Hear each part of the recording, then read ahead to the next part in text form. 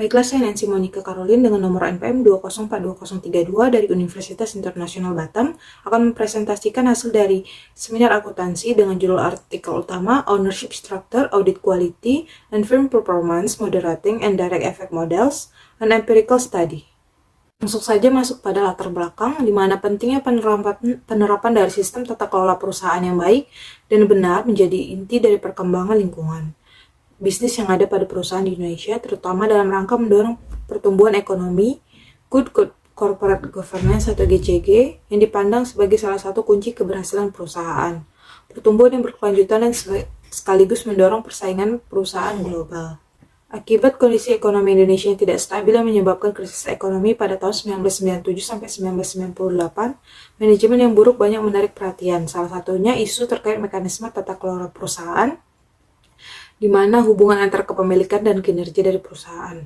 Struktur kepemilikan memainkan peran penting dalam berfungsinya mekanisme manajemen karena siapa yang memilikinya mempengaruhi keputusan yang dibuat manajemen dengan cara mempengaruhi perusahaan dan dapat mengurangi atau memperburuk masalah keagenan dalam perusahaan dan dengan demikian mempengaruhi manajemen. Lalu ada leverage yang menunjukkan seberapa besar aset perusahaan didanai oleh utang. Dalam menentukan apakah suatu perusahaan memiliki kesempatan menerima pinjaman atau utang, maka pemberi pinjaman diwajibkan memeriksa kinerja perusahaan. Jika kinerja perusahaan condong ke arah positif, maka perusahaan berhak memperoleh pinjaman. Lalu dari kasus manipulasi laporan keuangan dapat terjadi pada sejumlah perusahaan besar yang terdapat di Indonesia. Hal ini dapat merugikan para investor yang berminat berinvestasi pada suatu perusahaan.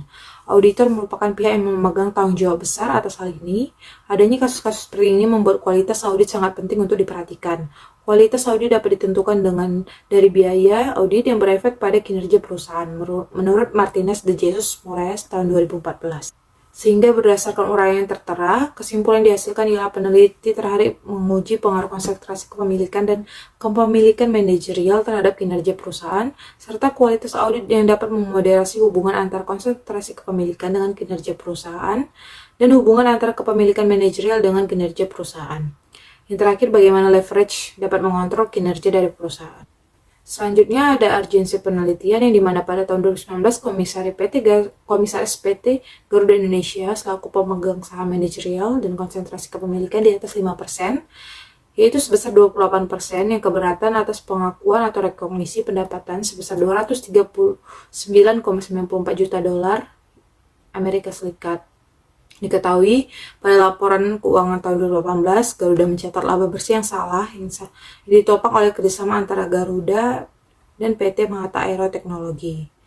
Dan yang tersebut masih menjadi piutang dengan kontrak berlaku untuk 15 tahun ke depan, namun sudah dibukukan di tahun pertama dan diakui sebagai pendapatan yang masuk ke dalam pendapatan lain-lain. Alhasil perusahaan yang sebelumnya merugi kemudian mencetak laba. Auditor perusahaan dan komisaris mendapatkan sanksi atas hal ini. Lalu ada kasus dari PT Indostratis Tbk yang diberhentikan perdagangannya sementara atau suspend oleh Bursa Efek Indonesia. Penalti tersebut terjadi karena adanya hasil dari laporan audit yang tidak wajar atau adverse yang diberikan oleh akuntan publik.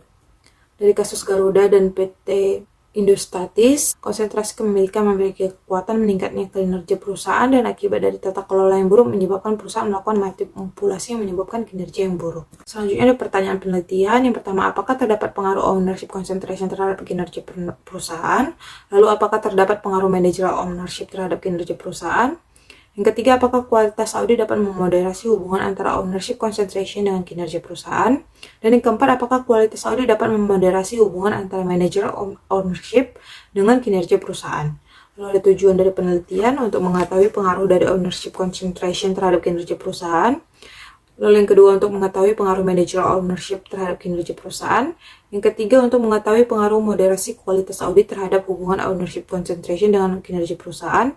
Dan yang terakhir, untuk mengetahui pengaruh moderasi kualitas audit terhadap hubungan antara managerial ownership dengan kinerja dari perusahaan. Selanjutnya ada model penelitian terdahulu dari Mawih Karim Al-Ani dan Asma Muhammad Al-Akhtiri Dengan hasil penelitian, ownership concentration berpengaruh signifikan terhadap kinerja perusahaan. Lalu dari Arif Nur Arda Wisnuwardana dan Nurlita Novianti pada tahun 2018, dengan hasil penelitian, managerial ownership tidak berpengaruh terhadap kinerja perusahaan. Lalu yang kedua, kualitas audit tidak memoderasi hubungan managerial ownership dan kinerja perusahaan. Lalu yang ketiga ada dari Kaisar Rafiq Yasser dan Abdullah Al-Mamun. Dengan hasil penelitian, ownership concentration berpengaruh secara signifikan terhadap kinerja perusahaan.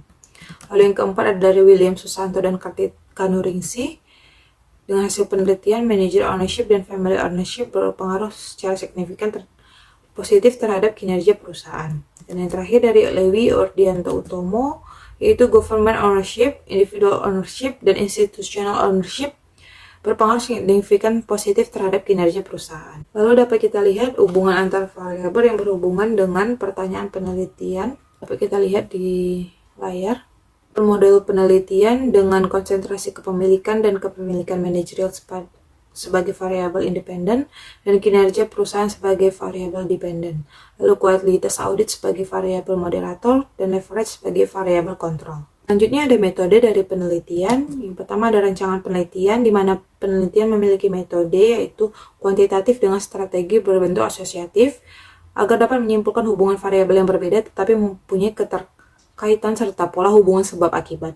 Kegunaan dari strategi asosiatif untuk menentukan tingkat akurasi dan memperluas teori sehingga mampu memberikan bukti pendukung hasil penelitian terdahulu. Penelitian ini memiliki satu variabel dependen yaitu kinerja perusahaan diukur dengan ROA, lalu ada dua variabel independen yaitu ownership concentration dan managerial ownership.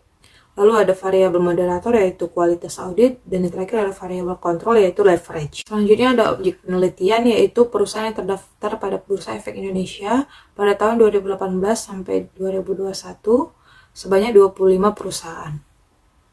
Definisi operasional variabel yang pertama ada variabel dependen diukur dengan ROA yaitu perhitungan dari kinerja perusahaan sebagai pada penelitian ini. ROA digunakan untuk mengukur efektivitas perusahaan dalam menghasilkan keuntungan dengan memanfaatkan aset yang dimilikinya. ROA diukur dengan membagi earning available for common stockholders dengan total aset.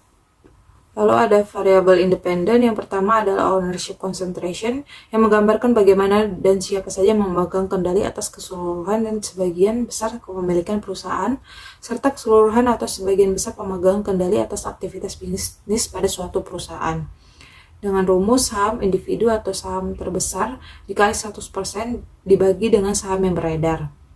Lalu ada kepemilikan manajerial yang merupakan porsi outstanding share yang mana dimiliki investor terhadap modal yang ada ataupun yang sedang beredar. Dengan rumus saham direksi dikali 100% dibagi dengan saham yang beredar.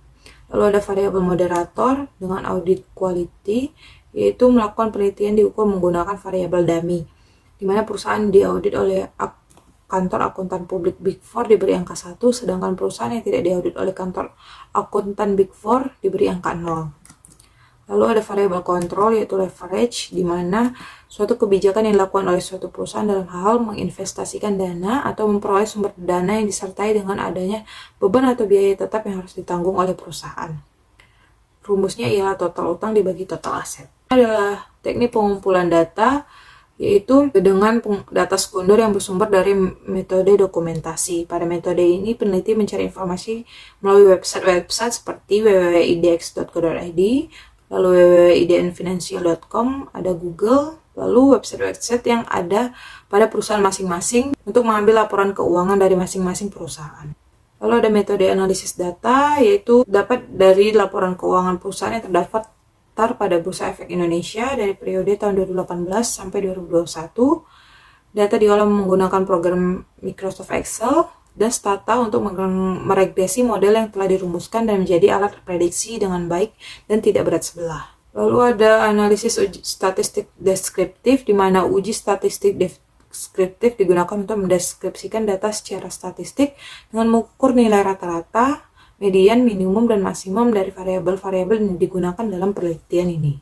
Ikut analisis dan pembahasan yang didapat dari penelitian ini, yaitu statistika deskriptif. Dapat kita lihat ada gambar di mana dari hasil statistik deskriptif berikut dapat diketahui nilai rata-rata, median, dan minimum maksimum dari variabel-variabel yang digunakan dalam penelitian ini. Dapat kita lihat ada ROA, Ownership Concentration atau OC, MO itu adalah Manager Ownership, lalu ada Leverage, dan yang terakhir Audit Quantity. Dari informasi yang didapat dari laporan keuangan masing-masing perusahaan pada setiap variabel yang digunakan dalam penelitian ini. Sekian presentasi yang dapat disampaikan. Apabila ada salah kata ataupun kurang, mohon dimaafkan. Terima kasih.